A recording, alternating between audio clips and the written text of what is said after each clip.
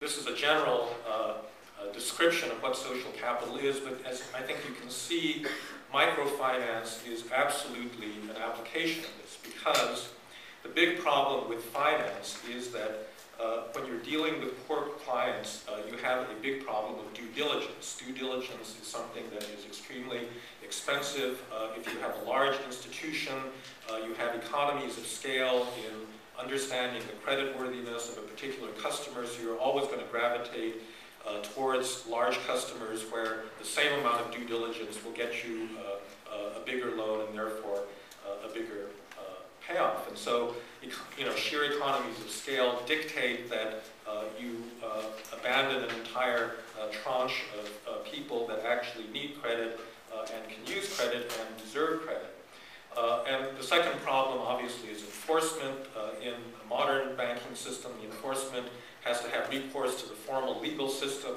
Many poor countries don't have good formal legal systems. Even if they do, they're very expensive. They have very high transaction costs. And that is another reason why institutions are reluctant to lend to the poor. But the thing about poor communities is that the information is not, it is there, and it is kind of locked up in the social capital of the community, because the community understands.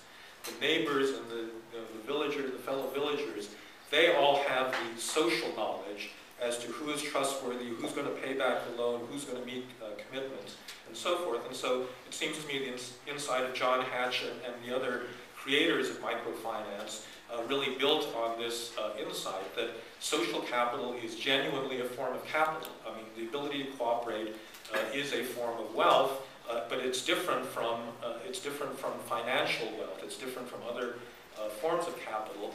But it is also something that poor communities can be very well endowed with. And so the question is just finding the right institutional means of unlocking that social capital and using it to promote overt finance directed to poor people. And so it's a matter of organization. There's often a collective action problem that many communities face because they're hierarchical, or they exclude certain people, or they're not, there's obviously a problem with men, I'd say generally, everywhere in the world, because, men compete and women cooperate. I mean, it's one of those generalizations that as a social scientist I'm not supposed to say, but I think it's probably right.